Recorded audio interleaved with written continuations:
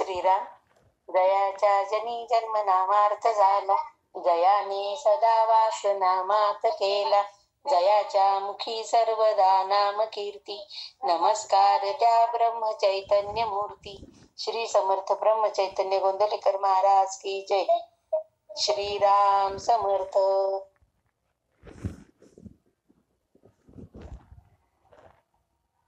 ओम नमो श्री आत्या वेद प्रतिपात्या, जय जय स्वसंवेद्या आत्मरूपा.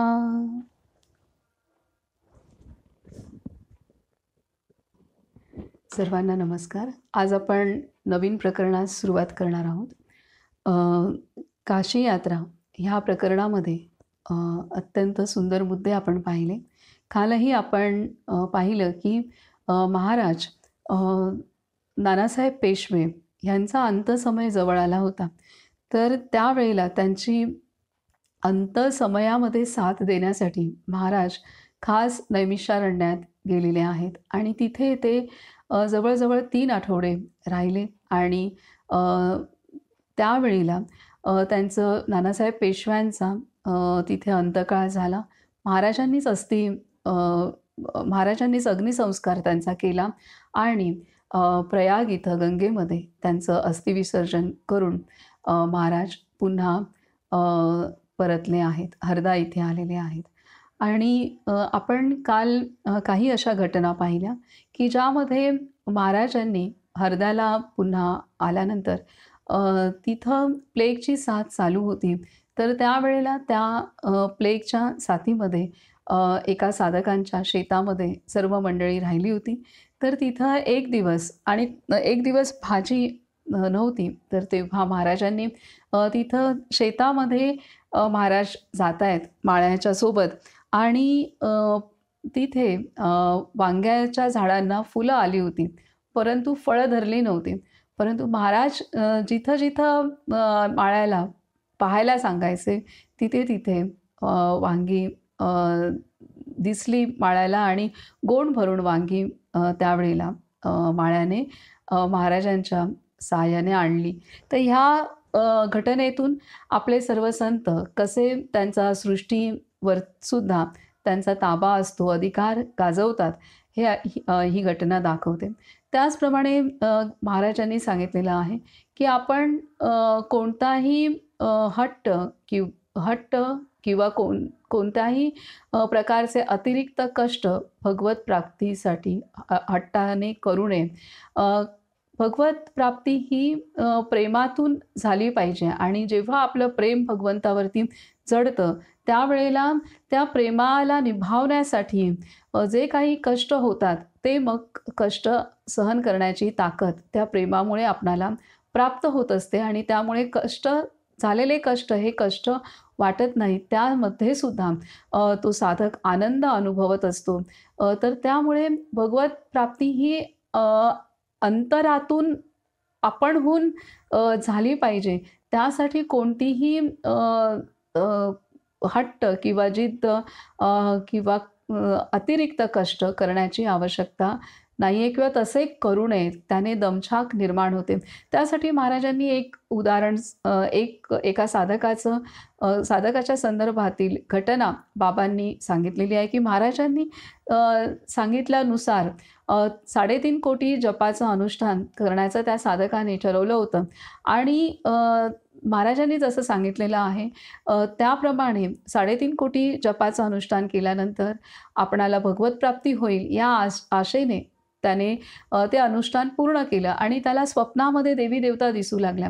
परंतु त्याला अशी आस होती की त्याला प्रत्यक्षात समोर देवी देवता दिसू लागल्या पाहिजेत आणि हा त्याचा हट्ट तो सोडायला तयार नव्हता आणि त्याचा परिणाम त्याच्या मनामध्ये सतत तेच चिंतन, आपणाला देवी देवतांचं समोर दर्शन कसं होईल ह्या चिंतनात तो सदैव वावरू लागला आणि त्याचा परिणाम इतका झाला की त्याला उन्माद वायू झाला आणि त्यावरती उपाय मग महाराजांनी त्याच्या डोक्यावरती कपाळावरती महाराजांनी स्वतः त्यांच्या खडावाने काही फटके मारलेले आहेत आणि त्यानंतर त्याला जेव्हा रडू कोसळलं त्यानंतर महाराजांनी सांगितलेलं आहे की अशा प्रकारे हट्टाने आपण हट्ट करून भगवंताच्या प्राप्तीसाठी कोणतेही अतिरिक्त कष्ट करू नयेत, अन्यथा असे मानसिक असंतुलन होण्याची शक्यता जास्त असते. आणि भगवत प्राप्ती म्हणजे काय आहे हे सुद्धा महाराजांनी त्या साधकाला समजावून सांगितलं होतं. देवी देवतांचं दर्शन किंवा काही सिद्धी प्राप्त होणं म्हणजे भगवत प्राप्ती नसून भगवंत त्याही पलीकडे असलेला त्रिगुणातीत असं तत्व आहे आणि त्याची अनुभूती घेणं हे महत्त्वाचं आहे. तर अशा रीतीने अनेक घटनांच्या आधारे आपण एक एक सूक्ष्म सखोल शिकवणी आपण शिकलेलो आहे. त्याच प्रकारे अजून एक सांगितलं आहे की कोणतीही शंका आपल्या मनामध्ये न आणता आपण दिलेलं नाम आपण त्याचं अनुसंधान करायचं आहे. जसजसं नामस्मरण आपण करत जाऊ, भगवंताचं अनुसंधान करत जाऊ, तसतसं आपल्या मनातील शंका हळूहळू दूर होत जाणार आहेत आणि आपणाला त्यानुसार अनुभवसुद्धा प्राप्त होणार आणि त्यामुळे सर्व शंकांचं निरसन हळूहळू करत नामस्मरणाने आणि आलेल्या अनुभूतींमुळे होणार असतं. तर अशा रीतीने अनेक महत्त्वाच्या गोष्टी आपण या प्रकरणात शिकलो. आता आपण पुढील प्रकरणास सुरुवात करूया. हे प्रकरण पण खूप सुंदर आहे, आपण ते वाचूयात. प्रकरण 9. हाट भरला परमार्थाचा. हाट भरला परमार्थाचा. पहिला मुद्दा आहे की महंतीचे पूर्ण ऐश्वर्य. महंतीचे पूर्ण ऐश्वर्य. नानासाहेब पेशव्यांचे उत्तर कार्य करून श्री महाराज हरद्यास परत आले. ज्या दिवशी सकाळी ते आले त्याच्या आधीच्या रात्री भाऊसाहेब केतकरांच्या मुलीच्या स्वप्नामध्ये ते तिला दिसले. उठल्यावर तिने वडिलांना सांगितले, एक संन्यासी बरोबर घेऊन महाराज आज येणार आहेत. त्याप्रमाणे खरोखरच एक संन्यासी घेऊन श्री महाराज आलेत. हे संन्यासी मोठे अधिकारी होते. आणखी काही दिवस हरदा येथे राहिल्यानंतर बरोबरच्या सर्व मंडळींना घेऊन श्री महाराज गोंदवल्यास परत आले. जवळजवळ 2.5 वर्षे चाललेली काशी यात्रा संपवून ते घरी परत आल्यामुळे इकडील सर्व लोकांना फार आनंद झाला. यात्रेचे उद्यापन देखील मोठ्या थाटाने पार पडले. या सुमारास श्री महाराजांचे वय 62 वर्षांचे होते. आजपर्यंत जो लोकसंग्रह त्यांनी केला त्याचा पूर्ण परिणाम यावेळी दिसू लागला. गोंदवलेकर महाराज म्हणून सर्व महाराष्ट्रात व कर्नाटकामध्ये श्री महाराजांची कीर्ती पसरून त्यांच्या दर्शनास येणाऱ्या आणि गोंदवल्यास राहणाऱ्या माणसांची संख्या फार वाढली. समाजातील सर्व थरांमध्ये त्यांचे शिष्य पसरलेले असल्यामुळे गोंदवले येथे माणसांच्या अनेक तऱ्हा दिसू लागल्या. जणू काय परमार्थाचा बाजारच भरला आहे असे वाटे. नवीन येणाऱ्या मनुष्याला मुख्य गोष्ट दिसे तीही की तेथे प्रत्येक मनुष्य नाम घेत असे. मंदिरामध्ये व मंदिराबाहेर, स्वयंपाकघरामध्ये व अंगणामध्ये, रस्त्यामध्ये व ओढ्यावर, शेतामध्ये व स्मशानामध्ये, मळ्यामध्ये व गोशाळेमध्ये जिकडे तिकडे नामाचा घोष ऐकावयास येईल. श्री महाराजांनी गोंदवल्यास नामाचा मोठा बाजार भरविला होता.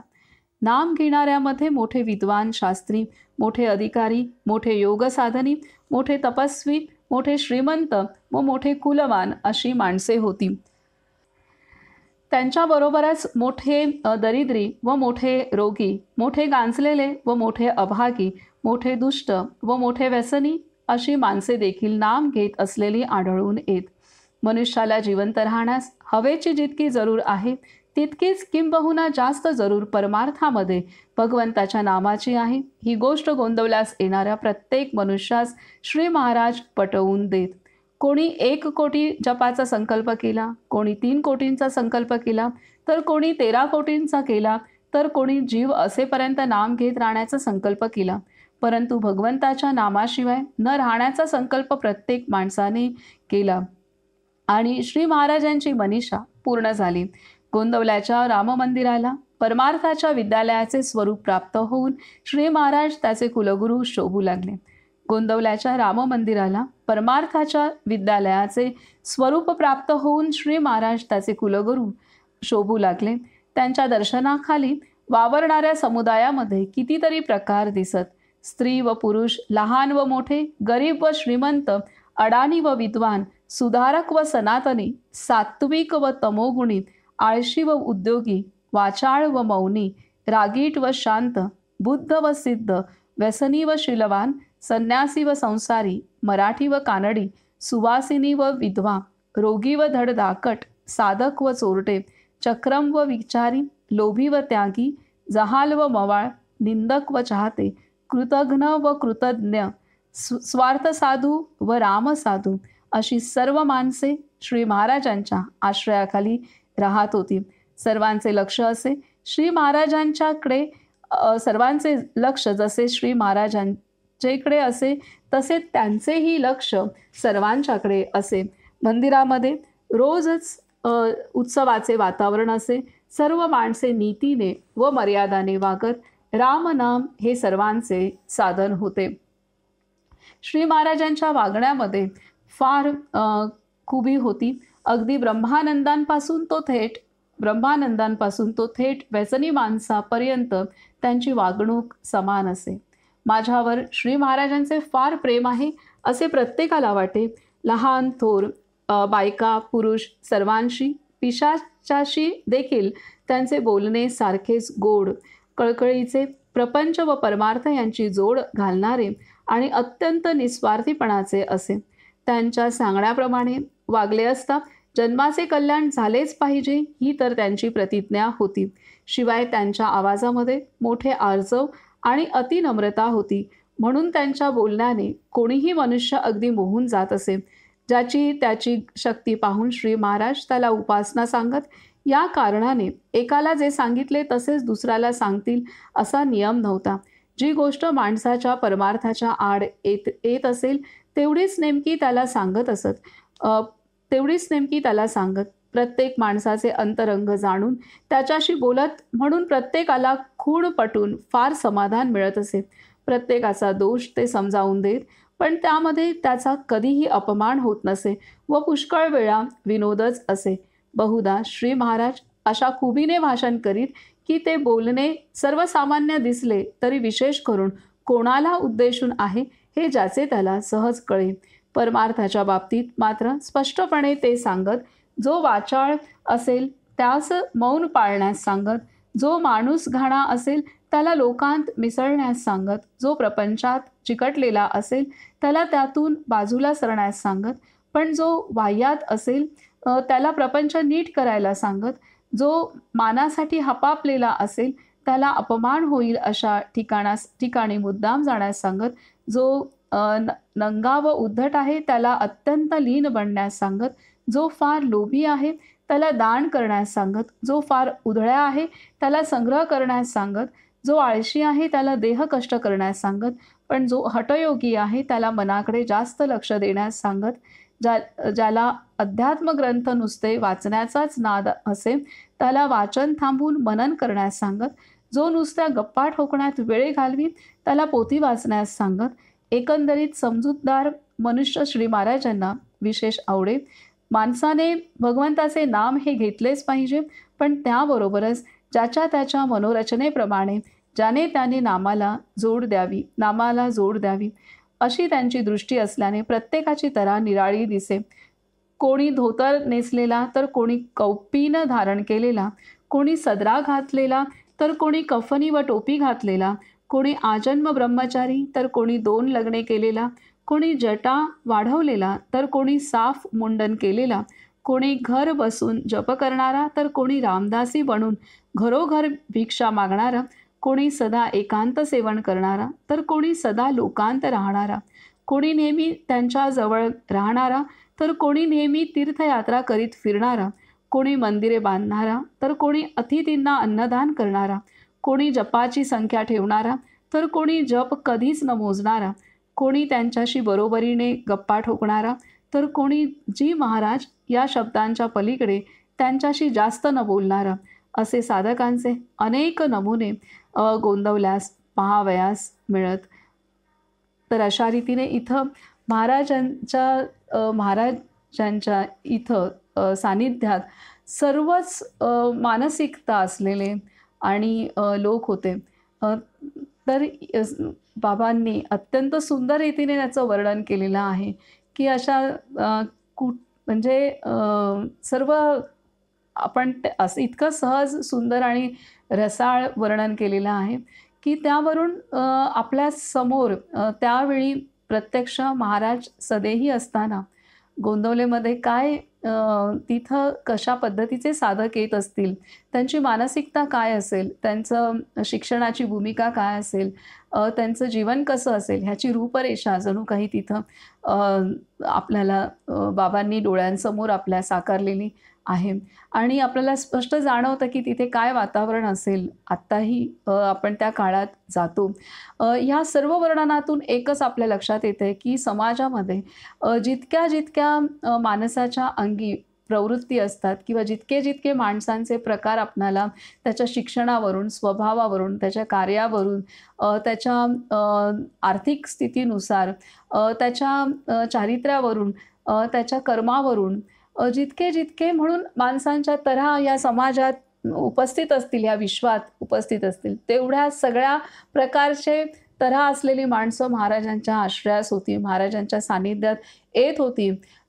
अगदी योगी तपस्व्यापासून ते चोरापर्यंत सर्व प्रकारची माणसं महाराजांच्या सहवासात येत होती आणि महाराजांनी सर्वांना आपलंसं केलं होतं आणि सर्वांना असं वाटत होतं, की महाराजांचं माझ्यावरती खूप प्रेम आहे आणि त्यानुसार प्रत्येक व्यक्ती व्यक्ती महाराजांकडे बारकाईने लक्ष देत होती आणि महाराजांचं सुद्धा त्यांच्याकडे लक्ष होतं आणि ह्यामध्ये कोणताही भेदभाव नव्हता.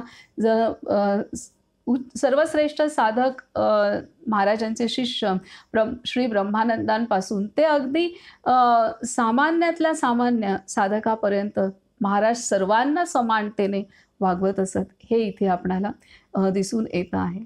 तर त्यामुळे सर्वांप्रती समभाव आणि जसं भगवंत हा सर्वांचा असतो, तसेच महाराजांनी सर्वांना आपल्यामध्ये सामावलेलं होतं आणि सर्वांना त्यांच्या सानिध्यात येणाऱ्या प्रत्येकालाही असंच वाटत होतं, की महाराज माझे आहेत, माझ्यावर त्यांचं जास्त प्रेम आहे. ही भावना सर्वांचीच होती.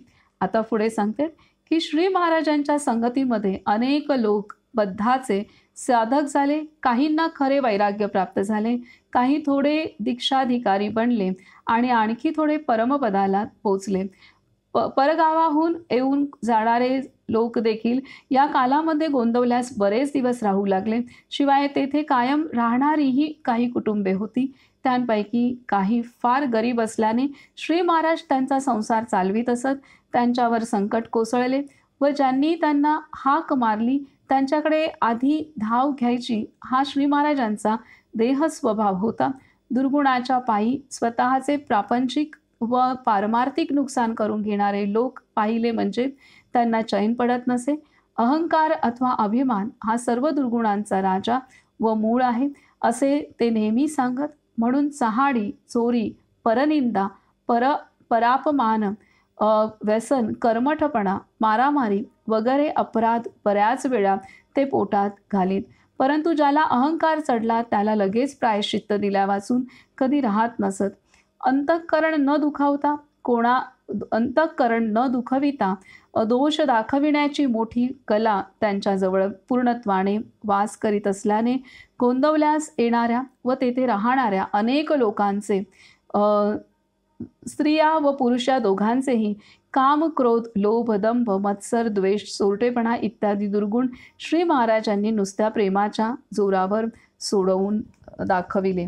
इतका समाज एके ठिकाणी राहू लागल्यावर बाहेरचे लोक मंदिरामध्ये चोरी करण्यासाठीच गोंदवल्यास येऊ लागले. एखाद्या माणसाची मौल्यवान वस्तू हरवली म्हणजे श्री महाराजांच्याकडे त्याची कागाळी जायची. श्री महाराज कोणास न सांगता ज्याने ती वस्तू नेली असेल त्याच्याकडे एकटे जायचे.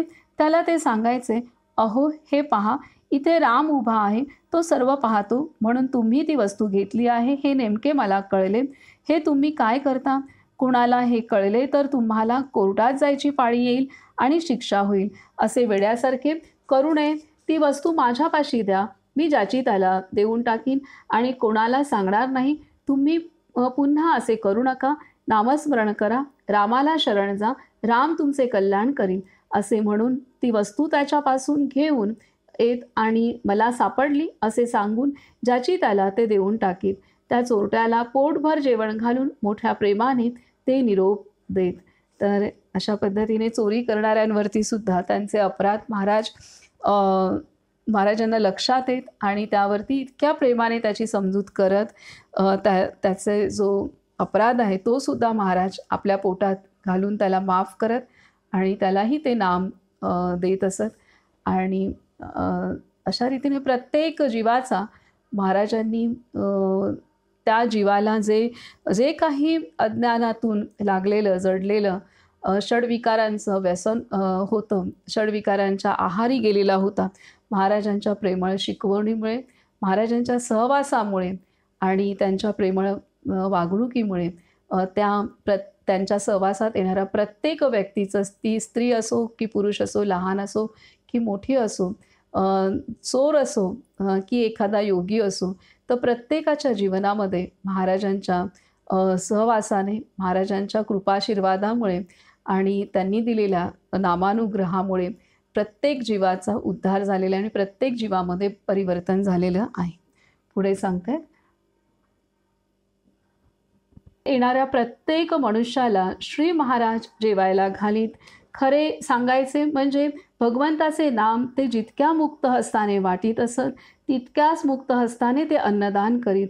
बद्ध असो वा सिद्ध असो, मुमुक्षु असो वा साधक असो, सोवळा सनातनी असो वा बेछूट सुधारक असो, मोठा वैदिक शास्त्री पंडित असो वा अडाणी खेडवळ शेतकरी असो, जगात नाव गाजलेला प्रसिद्ध असो वा अप्रसिद्ध असो, राजासारखा श्रीमंत असो वा भिकारास इतका दरिद्री असो, लहान मूल असो वा 100च्या जवळ आलेला म्हातारा असो, स्त्री असो वा पुरुष असो, रामापुढे आपल्या संपत्तीचे दान करण्यासाठी आलेला असो वा लोकांच्या वस्तू चोरून नेण्यासाठी आलेला असो, त्यांची स्तुती करणारा असो वा निंदा करणारा असो, धडधाकट असो वा रोगाने पछाडलेला असो, सुखी असो वा दुःखी असो, इतकेच नव्हे तर स्वतःला जपणारा असो किंवा विष घालण्यास सिद्ध झालेला असो, या सर्व लोकांना श्री महाराज पोटभर जेवायला घालीत.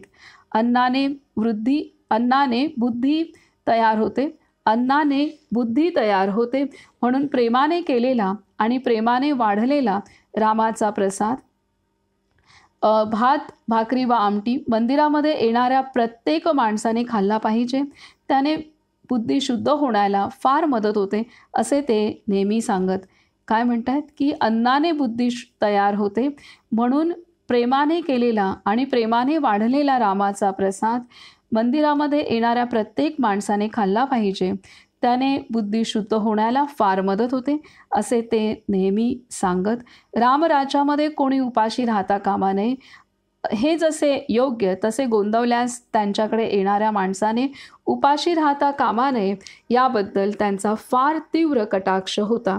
बाहेरचे नवीनच आलेले लोक पुष्कळ वेळा भिडस्त, आळशी किंवा विसरभोळे असत. हे लोक जेवणाची पाने मांडली असता आपण होऊन यायचे नाहीत. अशा वेळी श्री महाराज सर्वांना कोणाकडून तरी बोलावून आणीत किंवा काही वेळा स्वतःच बोलावून आणण्यास जात. सर्व मंडळी बसल्यावर देखील जर एखादा मनुष्य चुकून राहिला तर अरे तो अमका कुठे आहे असे नेमके विचारित आणि त्याला घेऊन येण्याची व्यवस्था करीत. अन्न सर्वांना अगदी एक असे. पंक्ती प्रपंचाचे त्यांना फार चिड होती. राळ्याचा भात, जोंधळ्याची किंवा बाजरीची भाकरी आणि तिखट आमटी हे साधारणपणे रोजच्या रोज जेवणाचे पदार्थ असत. सणावारी किंवा उत्सवामध्ये तांदळाचा भात, भाजी व एखादे पक्वान्न असायचे. डाव्या उजव्या बाजूला सर्वांची पाने असून श्री महाराज स्वतः मध्ये पण एका टोकाला जेवायला बसत. रामाला नैवेद्य दाखविलेले पान श्री महाराजांना मांडीत. स्वतः जेवायला बसण्याच्या अगोदर रामाचा प्रसाद ते प्रत्येकाला थोडा थोडा वाढीत आणि उरलेला प्रसाद आपण खात असत. त्यांचे जेवण एकंदरीत फार थोडे असे. बाजरीची भाकरी व आमटी किंवा पिठले ते मोठ्या आवडीने खात. बाजरीची भाकरी व आमटी किंवा पिठले ते मोठ्या आवडीने खात. त्यातल्या त्यात भाकरी जर आदल्या दिवशीची शिळी असेल तर ती त्यांना अधिकच आवडत असे. पुष्कळ वेळा श्री महाराज मंडळींना जेवायला बसवून आपण स्वतः वाढीत आणि त्यांची जेवणे झाली म्हणजे नंतर आपण जेवायला बसत. दर महिन्यातून 1-2 वेळा ते गावभोजने करीत. गावांतील स्त्री पुरुष व म्हातारे कोतारे मंदिरामध्ये येऊन जेवून जात.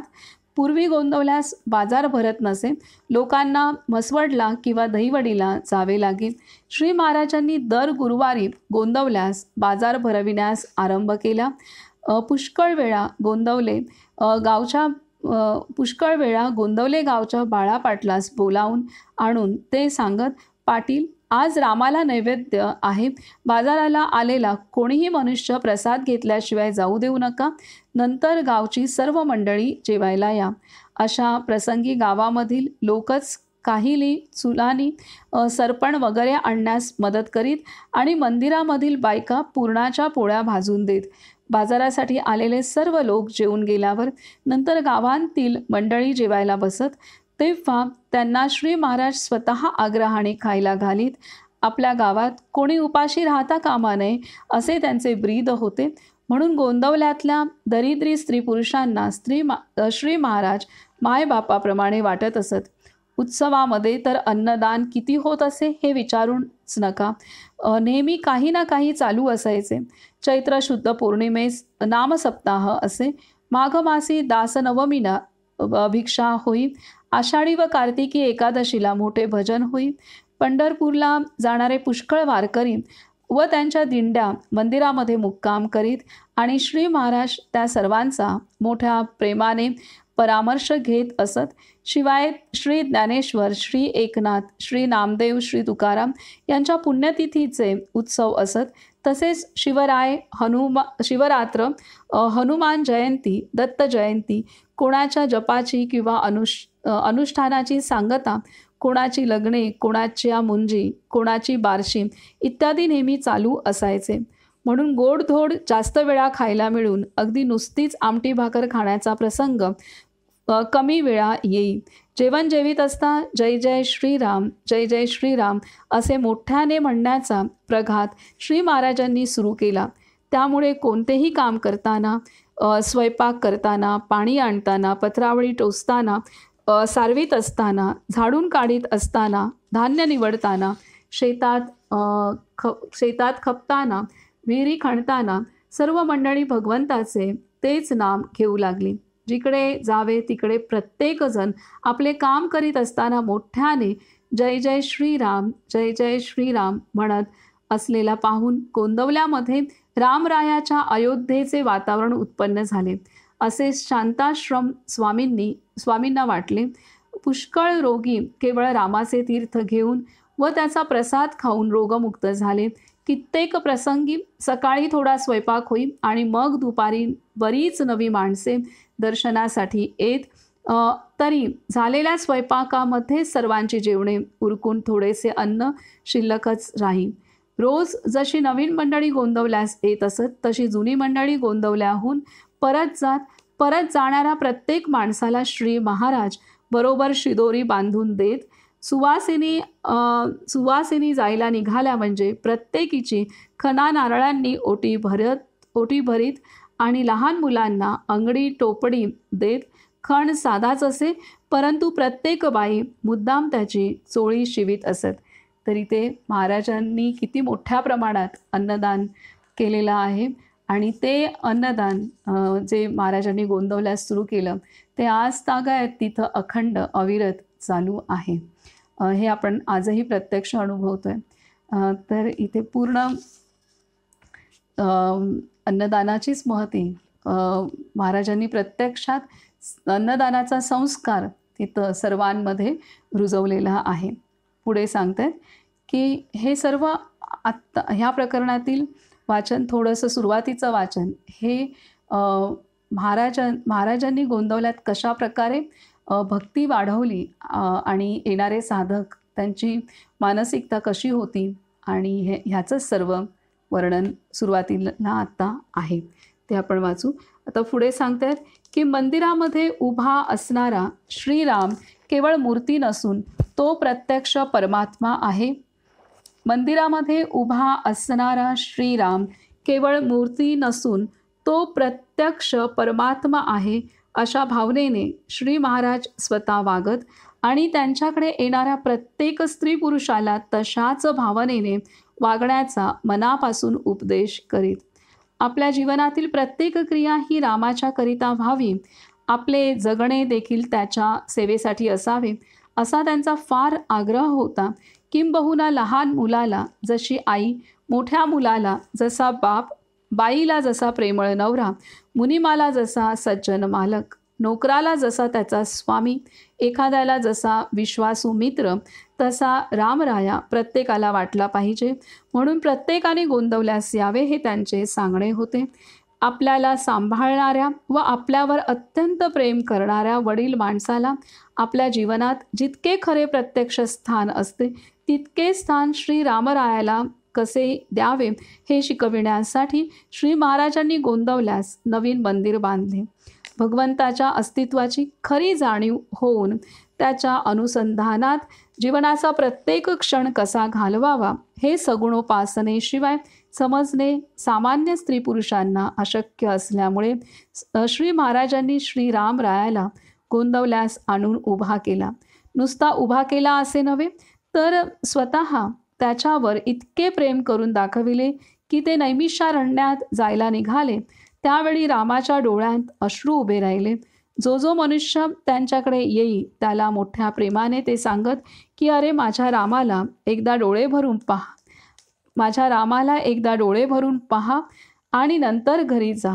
जगात घडून येणाऱ्या प्रत्येक गोष्टीमध्ये त्यांना श्री रामरायाची इच्छा काम करीत असल्याचे दिसे. इतकेच नव्हे तर व्यवहारदृष्ट्या आपण योग्य प्रयत्न केल्यानंतर चांगले वाईट फळ मिळेल ते रामाच्या इच्छेनेच मिळत असते, अशी श्रद्धा ठेवण्यास ते सर्वांना सांगत. आणि अशी श्रद्धा ज्याच्यापाशी असते त्याला सुखदुःखाची बाधा होत नाही, हे रोजच्या व्यवहारात अनेक भानगडींमध्ये राहून श्री महाराजांनी स्वतः दाखवून दिले. सर्व काही राम करतो, खरे करते पण रामाचे, हा श्री महाराजांच्या उपदेशाचा गाभा असल्यामुळे त्यांच्या प्रत्येक हालचालीमध्ये ते रामाला पुढे करून आपण नाहीसे होत, भगवंताकडे कर्तृत्व देऊन मीपणाने आपण नाहीसे होणे ही युक्ती सर्वांनी शिकावी, म्हणून त्यांनी जन्मभर श्री रामरायाला लोकांच्या समोर ठेवले. तर इथे राम मंदिर स्थापन केलं, महाराजांनी रामाची मूर्ती स्थापन केली.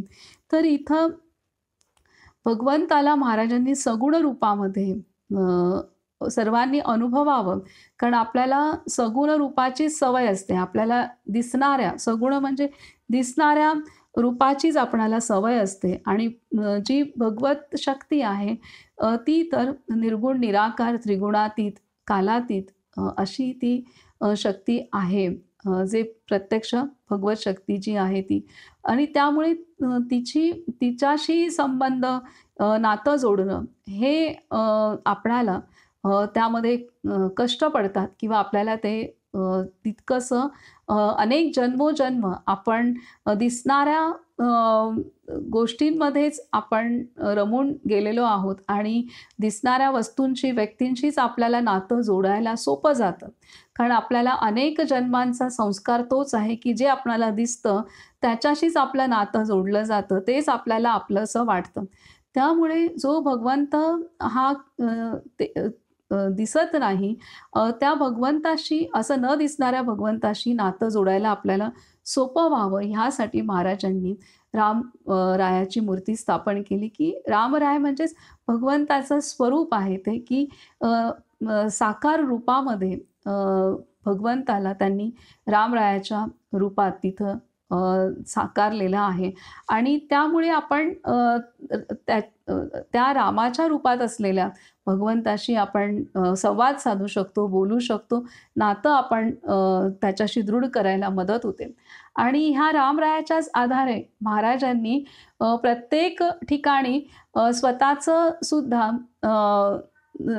स्वतः सर्व काही करून महाराज नामानिराळे राहिलेले आहेत. सर्वांना की रामराय करतोय, रामराय पाहून घेईल, रामाच्या इच्छेने सर्व घडते, हा संस्कार सुद्धा महाराज ज्यांनी प्रत्यक्ष स्वतः आचरण करून सर्वांमध्ये बिंबवलेला आहे. खरं तर महाराज हे परब्रह्म स्वरूप होते, त्यांची ती परमात्मा स्वरूप अवस्था होती, त्यामुळे सर्व काही घडत होतं त्यांच्याच शक्तीने. परंतु त्यांनी सुद्धा जसा एक उच्च कोटीचा साधक असतो तसेच त्यांनी पूर्णतः भगवंताचा उपासक ह्या दृष्टीने महाराज सर्वांमध्ये वावरले आहेत. आणि मी नाही तर रामराया सर्व करतोय, हेच महाराजांनी संपूर्ण त्यांच्या आयुष्यामध्ये आजन्म तीच शिकवण महाराजांनी दिलेली आहे. स्वतः उच्च कोटीचे सद्गुरू होऊन सुद्धा महाराजांनी रामरायाकडेच त्यांनी बोट दाखवलेलं आहे. तर हा संस्कार त्यांनी रुजवला त्या काळात साधकांवरती, आणि आजही तो संस्कार आपल्या सर्वांवरती ती रामरायाची मूर्ती प्रत्यक्षात रुजवत आहे. आता पुढे सांगतात की परंतु लोक गोंदवल्यास येत ते रामरायाला पाहण्यासाठी म्हणून येत नसून श्री महाराजांचे दर्शन घ्यावयास येत.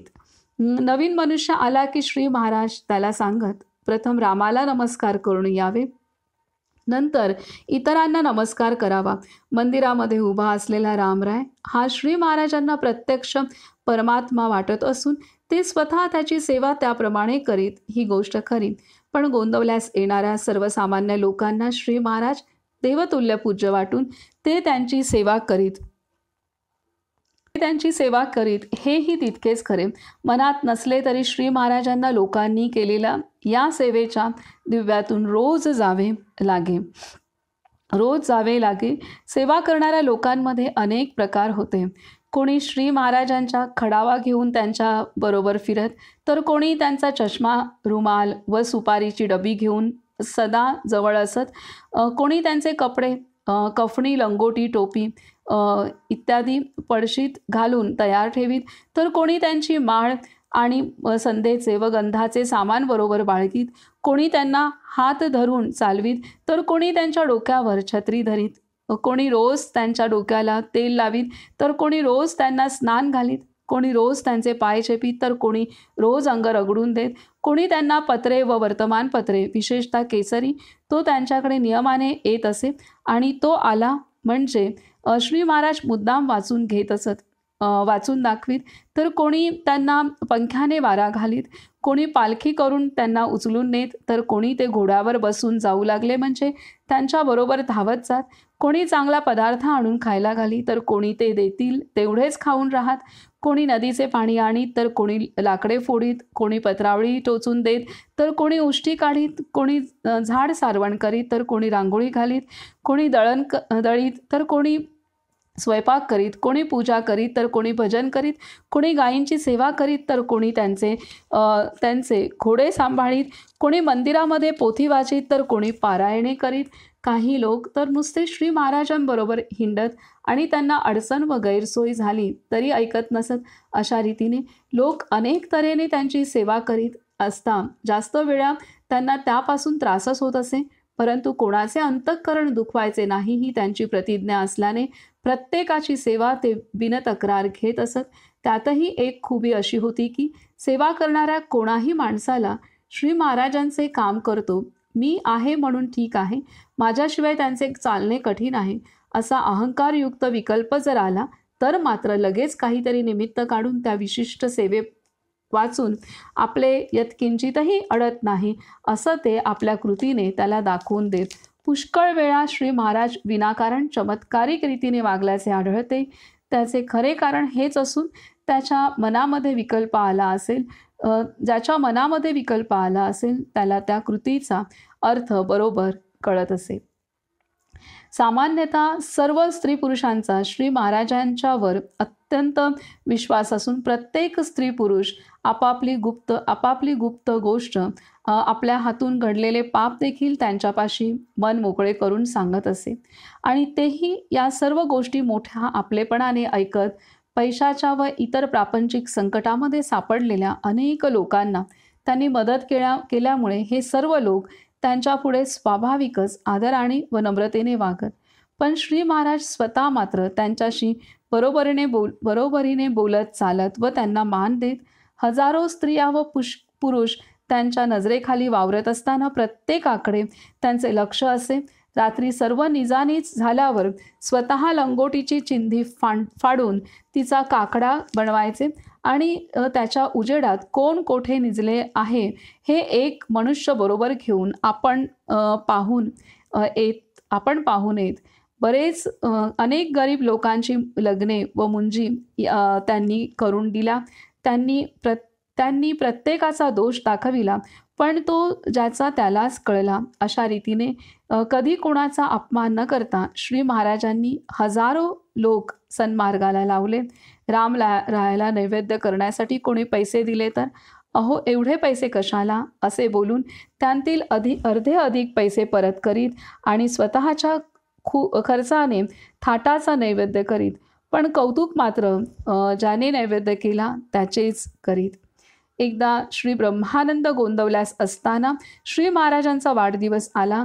त्या दिवशी श्रीखंड करावे या हेतूने श्री ब्रह्मानंदांनी प्रत्येकाकडून थोडे थोडे पैसे गोळा केले. ही गोष्ट श्री महाराजांच्या कानावर गेल्याबरोबर ते रागावले आणि सर्वांचे पैसे परत देऊन टाकण्यास सांगताना म्हणाले, आपल्या रामाला काय कमी आहे? असे गोळा करून कसे पुरे पडेल? देणाऱ्याने स्वखुशीने दिले तर टाकू नये, परंतु आपण त्यांच्याजवळ कधी मागू नये. त्यात आपल्या उपासनेला कमीपणा आहे. आपण मागावे फक्त एका रामाजवळ. तो देईल अथवा न देईल, जे होईल त्यामध्ये समाधान मानावे. तर इथे हे महाराज सर्वांना सांगत होते, रामरायाचं दर्शन घ्या, त्याच्याकडे पहा. आणि महाराज तसं लोकांना रामरायाकडे पाठवत असत, परंतु सर्व लोक खास महाराजांनाच भेटण्यासाठी गोंदवल्यात येत होते. आणि महाराजांची ज्याला जशी जमेल तशी प्रत्येकजण महाराजांच्या सहवासात राहण्याचा, त्यांची सेवा करण्याचा प्रयत्न करत असे आणि महाराजही आनंदाने ते करू देत असत. अनेकदा महाराजांना त्याचा त्रासही होई, परंतु लोक दुखावली जाऊ नयेत आणि त्यांची जी इच्छा आहे ती पूर्ण व्हावी यानुसार महाराज सर्वांना सेवेची संधीसुद्धा देत होते. परंतु जर त्यामध्ये एखाद्या व्यक्तीचा अहंकार जर दिसून आला तर मात्र महाराज त्याला अगदी शांतपणे कोणालाही इतरांना न कळेल, परंतु ज्या मनामध्ये अहंकाराने जागा केलेली आहे त्या व्यक्तीला महाराजांची शिकवण त्या व्यक्तीपर्यंत पोहोचत असे. तर अशा रीतीने महाराज सर्वांकडून सेवा करून घेत. आणि इथे महत्त्वाचं सांगितलं आहे की कोणत्याही प्रसंगी आपण कोणाकडे आर्थिकदृष्ट्या काही मागू नये किंवा कोणतीही वस्तू मागू नये. इथे खूप सांगितलं आहे की कारण रामराया भगवंत स्वतःच आपल्याला आपल्या गरजेनुसार जे लागणार आहे ते पुरवेल, ही खात्री असली पाहिजे, हा विश्वास असला पाहिजे. आणि त्यामुळे तो स्वतःहून देईल. आपण कोणाकडे मागू नये. कोणी आपणाला आपणहून दिलं तर मात्र आपण ते ठेवून घ्यावं, परंतु आपण कोणाकडे मागू नये. त्याने आपल्या उपासनेला कमीपणा येतो हे महाराजांनी सांगितलेलं आहे. कारण आपली श्रद्धा भगवंतापेक्षा व्यक्तींवरती आहे, हे त्यातनं श्रद्धा आपली कमजोर होते असं मागण्यामुळे. तर त्यामुळे इथे महाराजांनी आपणाला सर्वांनाच तसं सावधानही केलेलं आहे. आता पुढे सांगतायत, शेवटच्या 5 वर्षांत श्री महाराजांनी आपले स्वप्न साकार झालेले पाहिले. ज्या भगवंताच्या नामामध्ये जीवाचे कल्याण आहे असा अनुभव त्यांनी घेतला. ते नाम जास्तीत जास्त स्त्री पुरुषांनी घ्यावे म्हणून त्यांनी पत्करलेला महंतीचा उद्योग खरोखर फळास आला. हजारो लोक हजारो शंका विचारण्यास येत. प्रत्येकाचे मोठ्या प्रसन्नतेने ते समाधान करीत. कोणी निंदा करो वा स्तुती करो, प्रत्येकाशी ते फार प्रेमाने व लीनतेने वागत. अखंड प्रसन्नता हा श्री महाराजांचा डोळ्यांत भरणारा एक विशेष होता. एखाद्या राजपुरुषाला अनुकूल असणारे ऐश्वर्य त्यांच्या भोवती दिसे, पण ते त्यामध्ये असून नसल्यासारखे राहत. कधी स्वतः झोळी घेऊन भिक्षा मागत, तर कधी राजाला मागे टाकणारे दान करीत. क्वचित भरजरीची कफणी घालीत, तर कधी लंगोटीच घालीत. कधी लोक त्यांना स्नान घालीत, तर कधी ते स्वतः अनेकांना स्नान घालीत. त्यांना खाजगी असे जीवन मुळी नव्हतेच. एखाद्या वेळी कोणास काही गुप्त गोष्ट सांगण्याच्या निमित्ताने आपल्या खोलीचे दार लोटून घेत, पण आतमध्ये ते इतक्या मोठ्याने बोलत की दार लोटणे हे केवळ त्या माणसाच्या समाधानासाठी होते हे सर्वांच्या लक्षात येईल. एका माणसाला नेहमी असे वाटे की श्री महाराजांनी आपल्याला विशेष काहीतरी सांगावे. त्याने पुष्कळ तीर्थयात्रा केल्या असून थोडे योगसाधनही केले होते. इतरांच्या मानाने आपला आध्यात्मिक अधिकार जास्त आहे अशी त्याची प्रामाणिक समजूत होती. श्री महाराजही लौकिकांत त्याला मान देत. श्री एकनाथ षष्टीला श्री महाराज स्वतः लवकर स्नान करून आले आणि त्याला लवकर स्नान उरकून येण्यास त्यांनी सांगितले. त्याला फार आनंद झाला. त्याला असे वाटले की आज मला महाराज परमार्थातले काहीतरी गूढ व उच्च तत्व खास सांगणार. तो स्नान आटोपून आल्यावर श्री महाराजांनी त्याला आपल्या खोलीमध्ये नेले. खोलीच्या दाराशी कडी लावून घेतली. त्याला अगदी आपल्या शेजारी बसवले आणि त्याच्या कानात सांगितले, जे मी सहसा कोणाला सांगत नाही ते तुम्हाला सांगतो. माझ्या आयुष्यात नामाशिवाय दुसरे साधन मी केले नाही. माझ्या गुरुने मला नामच दिले. ते नाम मी सर्वांना देत आहे. तुम्ही ते नाम घ्या. तुम्हाला राम खात्रीने भेटेल. तोंडाने राम राम म्हणत जा. काय सांगतात की ह्या मनुष्याला आस होती की महाराजांनी त्याला असं एकांतात मार्गदर्शन करावं, उपदेश करावा. आणि महाराज तर सर्वांच्या सर्व इच्छा जाणत होते आणि त्यानुसार प्रत्येकाचं मन महाराज राखत होते आणि त्याला नामाला लावत होते. त्याचा परमार्थ कसा वाढेल ह्यासाठी महाराज प्रत्येकाच्या मनात जे काही आहे ते सर्व पुरवून त्या प्रत्येक साधकाला ते निश्चिंत करत होते आणि ते सुखी करत होते. आणि त्या महाराजांच्या कृपावर्षावामुळे, प्रेमामुळे, आत्मीयतेमुळे प्रत्येक साधक हा मनापासून पुढे नामाला लागत होता.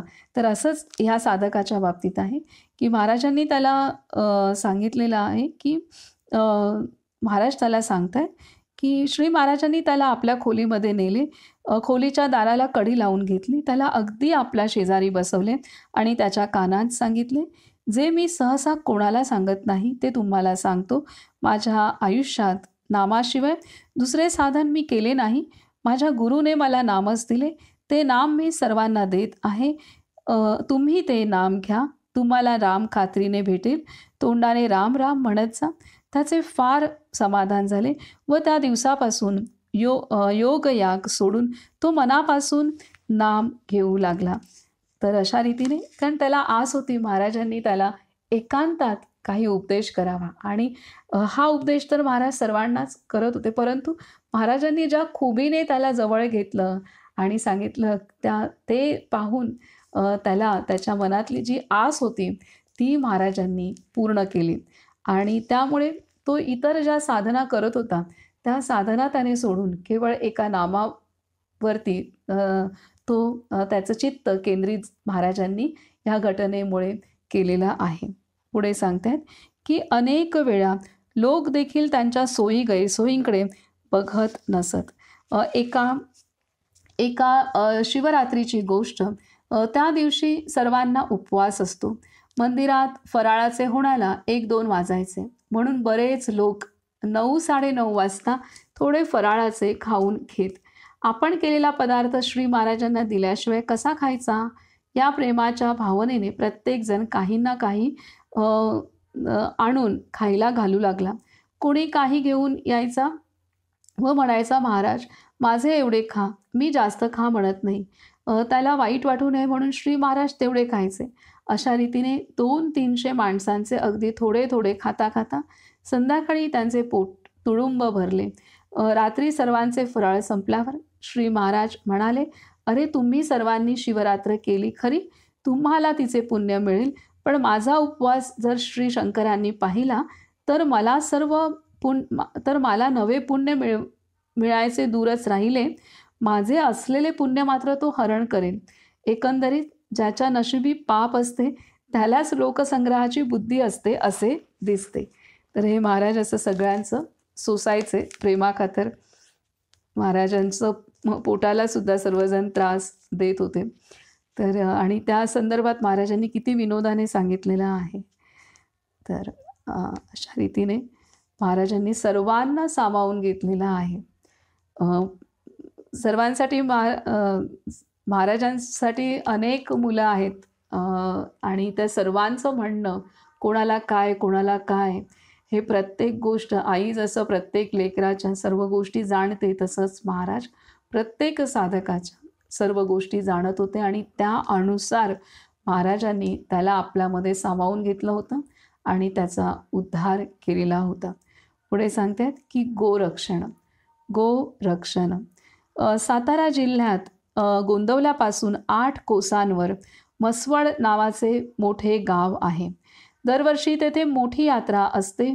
यात्रेसाठी जनावरांचा फार मोठा बाजार भरतो. एका वर्षी श्री महाराज यात्रेला गेले. तेथे त्यांना पुष्कळ गायी बाजारामध्ये विकण्यास आलेल्या आढळल्या. सहज चौकशी केली असता लोकांनी सांगितले की कसाई लोक त्या सर्व गायी विकत घेतात आणि मारण्यासाठी नेतात.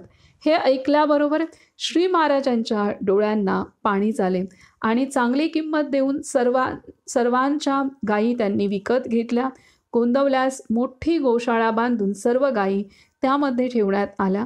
यानंतर जेव्हा जेव्हा आसपास कोठे जनावरांचा बाजार भरेल आणि त्यामध्ये गायी कसायांच्या हाती जात असतील, तेथे स्वतः जाऊन आणि वाटेल ती किंमत देऊन ते गायी सोडून आणू लागले. गोंदवल्यास गोशाळा भरलेली दिसू लागली. अभ्यंकर नावाच्या गृहस्थाला गोशाळेची सर्व व्यवस्था पाहण्यास नेमले. श्री महाराज स्वतः पुष्कळ गोप्रदाने देत. काही लोक सुकाळी गाय पाळण्यास नेत व ती आटली म्हणजे परत आणून सोडीत. गोशाळेसाठी पुष्कळ खर्च होई, पण श्री महाराजांना त्याची दिक्कत नसे. ते स्वतः गोशाळेत जाऊन बसत व नेहमी तेथे झाडलोट करीत. गायीचे देखील त्यांच्यावर फार प्रेम होते. सगळ्यांना गोसेवा करण्यास सांगून शेतकऱ्यास गायीचे किती महत्त्व असते हे श्री महाराज समजावून देत. एका महारोग्याला त्यांनी गोसेवा करावयास लावली आणि त्याचा रोग पुष्कळ बरा झाला. एकदा काही कसाई लोक बऱ्याच गायी घेऊन चालले असता गोंदवल्यास त्यांचा मुक्काम झाला. श्री महाराजांना हे कळल्याबरोबर त्यांनी कसायांना बोलावून आणले आणि सांगितले, मी या गायींची किंमत तुम्हाला देतो आणि त्यांना विकत घेतो, परंतु तुम्ही इतप्पर हा धंदा करू नये. त्यामध्ये पाप आहे. त्या जीवांना किती कष्ट होत असतील याची तुम्हाला कल्पना नाही. ते कसाई म्हणाले, महाराज, या गायींना इतके कुठे समजते? श्री महाराज बोलले, तुम्ही त्यांना मोकळ्या करा. मी लांब उभा राहून त्यांना हाक मारतो. त्या माझ्याकडे धावून आल्या तर तुम्ही त्यांना सोडा. कसाई म्हणाले, हे कबूल आहे, पण त्या जर तुमच्याकडे न आल्या तर मात्र आम्ही त्यांना मारायला घेऊन जाऊ. श्री महाराज 200 पावलांवर जाऊन उभे राहिले आणि मोठ्याने म्हणाले, गंगे, यमुने, गोदावरी, तुंगे, कपिले, कृष्णे, सरस्वती, या दीनदासाजवळ या. श्री महाराजांनी अशा रीतीने हाक मारण्याचा अवकाश की सर्व गायी शेपट्या वर करून हम्मा करीत त्यांच्याकडे धावत आल्या आणि त्यांचे पाय चाटू लागल्या, त्यांचे अंग हुंगू लागल्या, त्यांच्या अंगाला अंग घासू लागल्या, त्यांच्या तोंडाकडे पाहून हंबरू लागल्या. मध्ये श्री महाराज आणि सभोवती इतक्या गायी असा तो देखावा पाहून सर्व लोकांना वनामध्ये गायींना चारण्यास नेणाऱ्या श्रीकृष्णाची त्यावेळी आठवण झाली. याप्रमाणे गोरक्षणाचे कार्य सुरू झाल्यावर श्री चंडीबोवा दर्शनासाठी गोंदवल्यास आले. श्री महाराजांनी त्यांना अत्यंत प्रेमाने व आदराने ठेवून घेतले. 4 दिवस राहिल्यानंतर बोवा जाण्यास निघाले तेव्हा श्री महाराज त्यांना म्हणाले, बोवा, तुम्ही जे कार्य करीत आहात ते फार चांगले आहे, यात शंका नाही. राम तुम्हाला त्यामध्ये भरपूर यश देईल, परंतु त्याच्या पाठीमागे भगवंताच्या उपासनेचे बळ ठेवावे. गायींचे रक्षण आणि त्यांची सेवा इतर कशासाठी नसावी, फक्त भगवंतासाठी असावी. आपण हे भगवंतासाठी करीत आहो ही जाणीव राहण्यासाठी त्याचे नाम सतत घेत असावे, म्हणजे तो आपल्याला मदत करतो. श्री महाराजांनी एक कफणी त्यांना प्रसाद म्हणून दिली.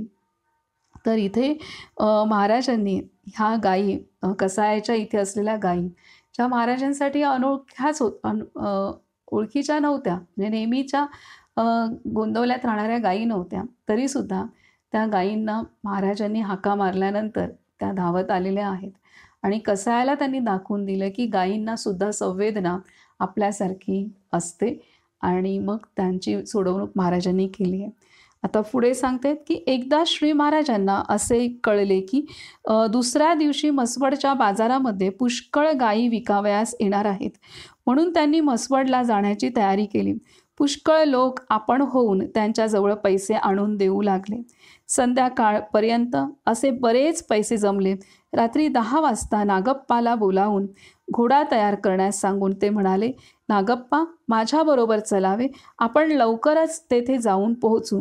म्हणून नागप्पाने कंदील, तपेली, घड्याळ, कफनी, लंगोटी, चष्मा, रुमाल, दंतमंजन आणि सतरंजी इतक्या वस्तू बरोबर घेतल्या. श्री महाराजांनी त्याच्याजवळ 450 रुपये ठेवण्यास दिले.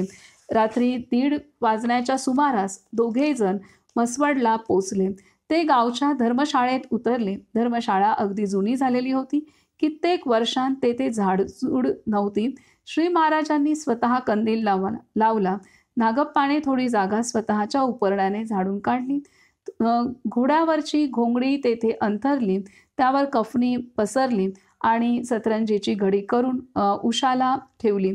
श्री महाराज थोडे पाणी प्यायले आणि नागप्पाला म्हणाले, नागप्पा, तू जास्त बसण्याचे काही कारण नाही. पैसे कमरेला लाव आणि खुशाल झोपी जा. मी पण जरा स्वस्त पडतो. असे बोलून ते जरा आडवे झाले. नागप्पा त्यांच्या डोक्याच्या बाजूला भिंतीला टेकून बसला. त्याला झोप आली नाही, कारण तेथे विलक्षण डास होते. पण पडल्यानंतर 2 मिनिटांमध्येच श्री महाराज एकदम पूर्ण शांत झाले. 4 वाजण्याच्या सुमारास ते उठले व किती वाजले म्हणून त्यांनी विचारले. 4 वाजण्यास 10 मिनिटे कमी होती. ते थोडेसे गार पाणी प्यायले आणि अजून काळोख होता म्हणून अंथरुणावर बसून राजा राम राम राम, सीता राम राम राम असे भजन विलक्षण प्रेमळपणे म्हणू लागले. थोडा वेळ भजन झाल्यावर चांगले उजाडले आणि ते बाजारपेठेत गेले. त्या दिवशी बाजारामध्ये श्री महाराजांनी सर्व 60-70 गायी विकत घेतल्या. आपल्याला एकही गाय मिळाली नाही म्हणून कसाई लोकांना वाईट वाटले. बाजाराचे काम आटोपून श्री महाराज तेथेच एकाच्या घरी जेवायला गेले. जेवण बहुतेक आटोपले होते. शेवटचा ताक भात खाणे चालू असता त्यांना उचकी लागली. घास काही केल्या गिळेना. पाणी पिऊन पाहिले तरी उचकी थांबेना. तेव्हा श्री महाराज तसेच उठले. त्यांनी हात धुतला आणि लगबगीने मागच्या दाराने बाहेर गेले. तिकडे त्या घरापासून 50-60 हातांच्या अंतरावर एक कसाई निर्दयपणे एका गायीच्या पाठीत जोरजोराने सोटे मारित होता. गाय खाली बसली होती. तिच्या तोंडातून रक्त येत होते आणि केविलवाण्या स्वराने ती ओरडत होती. हा प्रकार पाहिल्याबरोबर श्री महाराज लांबूनच ओरडले, हा हा थांबा, हा हा थांब, तिला मारू नकोस. जवळ जाऊन ते म्हणाले, मला ही गाय विकत दे. कसाई म्हणाला, अहो महाराज, आम्ही कसाई, दरवेळी आम्ही गायी विकायला लागलो तर आमचा धंदा चालणार कसा? आपण इकडे येऊ लागल्यापासून आम्हाला गायी मिळत नाहीत. ही एक गाय मोठ्या प्रयासाने मला मिळाली, पण तीही नीटपणे बरोबर येत नाही. त्याला काय करावे? श्री महाराज म्हणाले, खरे आहे तुझे म्हणणे, मी जास्त किंमत देतो. ही गाय मला विकत दे. कसाई रागाने म्हणाला, छे नाही, मला ही गाय विकायची नाही. आतापर्यंत तेथे खूप लोकांची गर्दी झाली होती. त्यामध्ये एक फौजदार होता. तो यावेळी पुढे झाला. त्याने त्या कसायाला चांगला दम दिला आणि थोडे पैसे देऊन गाय श्री महाराजांच्या स्वाधीन केली. श्री महाराजांनी तिच्या पाठीवरून हात फिरवला आणि बोलले, बाई, आज तुझ्यावर मोठा प्रसंग आला होता. यमाच्या दाढेतून तू वाचलीस. चल उठ आता. लगेच गाय उठून उभी राहिली. श्री महाराजांनी स्वतः तिचे तोंड धुवून स्वच्छ केले. म्हसवडच्याच एका गृहस्थाने ती गाय मागितली. तेव्हा ती त्याला देताना ते म्हणाले, गाय तुम्ही घेऊन जा, पण तुम्हाला ती नकोशी होईल तेव्हा मला परत करा. त्याने ते कबूल करून गाय नेली खरी, परंतु काही दिवसांनी ती दुसऱ्या एका माणसाला देऊन टाकली. काही दिवस गेल्यावर श्री महाराज म्हसवडला आले असता त्या गायीच्या समाचारासाठी गेले. त्याच वाड्यात दुसऱ्याच्या घरी असलेल्या त्या गायीने त्यांना पाहिल्याबरोबर मोठमोठ्याने हंबरण्यास आरंभ केला. त्यांनी तिला प्रेमाने गोंजारले व तिच्याशी भाषण केले आणि ते घोड्यावर बसून पुढे जाण्यास निघाले. श्री महाराज जरा लांब गेले होते. गायीने हिसकाहिसकी करून दावे तोडले व ती त्यांच्या मागे चौखूर धावत निघाली. सर्व लोक पाहू लागले. श्री महाराजांनी घोडा थांबविला. गाय त्यांच्यापाशी येऊन थांबली. तिच्या पाठीवरून मोठ्या प्रेमाने हात फिरवीत ते म्हणाले, माय, तू जाशील तिकडे मी येतो, चल. कौतुकाची गोष्ट अशी की श्री महाराज जेथे उतरले होते तेथे ती गाय जाऊन थांबली. 2 दिवसांनंतर एका सज्जन माणसाला ती गाय श्री महाराजांनी दिली. त्यांच्या जवळून जाताना तिच्या डोळ्यात पाणी येऊ लागले, तेव्हा त्यांच्याही डोळ्यात पाणी चमकू लागले. शेवटी तिला ते म्हणाले, बाई, दिला घरी सुखाने नांदावे. मग मात्र ती मुकाट्याने गेली. माणसांना श्री महाराजांचे प्रेम लागे यात कौतुक आहेच. माणसांना श्री महाराजांचे प्रेम लागे यात कौतुक आहेच. परंतु बताशा घोडा, गंगी गाय व इतर गायी, नेहमी नियमाने एकादशी करणारे त्यांचे कुत्रे, त्यांच्या मागे चारा पाणी सोडून राहणारा त्यांचा बैल, या प्राण्यांचे त्यांच्यावर असलेले निष्कपट व अलोट प्रेम पाहिले म्हणजे कौतुक वाटते. गोशाळेतल्या गायींचे कळप व वासरांचा समुदाय पाहून श्री महाराजांना प्रेमाचे भरते येई व डोळ्यांतून अश्रुधारा येत. त्याचप्रमाणे त्यांना दुरून पाहिले की गायींना देखील प्रेम येऊन त्यांच्याकडे जाण्यासाठी डाव्याशी ओढाताण करीत प्रत्येकीच्या जवळ जाऊन काहीतरी बोलून पाठीवरून हात फिरवला म्हणजे त्या शांत होत. अशा रीतीने बाबांनी ह्या प्रकरणाच्या सुरुवातीला महाराजांचं सर्व साधकांशी कसं नातं होतं, कसे सर्व साधक सोबत एकरूप झाले होते आणि महाराजांचंही त्यांच्याकडे प्रत्येकाकडे बारकाईने लक्ष होतं हे सांगितलं. आणि त्यानंतर अन्नदानाचं, गोंदवल्यात कसं अन्नदान होत होतं हे सांगितलं. रामरायाशी महाराजांचं कसं नातं होतं आणि महाराजांनी सर्वांनाच रामरायाशी कसं जोडलं होतं आणि रामराय म्हणजेच साक्षात भगवंताचं सगुण रूप असं महाराजांनी संस्कार सर्वांवरती बिंबवला होता. त्यानंतर आता गायींची सेवा महाराजांनी कशी केली, त्यांना कसं सांभाळ केला आणि त्यासाठी कितीही खर्च झाला तरी महाराजांनी मागे पुढे पाहिलं नाही, ह्या सर्व घटना आपणाला सांगितलेल्या आहेत. तर अशा रीतीने गोंदवल्यामध्ये महाराजांच्या सहवासात येणारा प्रत्येक साधक, प्रत्येक पशु, मग तो गाय असो, कुत्रा असो, तर प्रत्येक पशु कसा आनंदित होत होता आणि प्रेमाने न्हाऊन निघत होता, हे इथे बाबांनी आपणाला खूप सुंदर रीतीने सांगितलेलं आहे. इथे आपण आता थांबूयात आणि महाराजांचं नाम आपण ऐकू.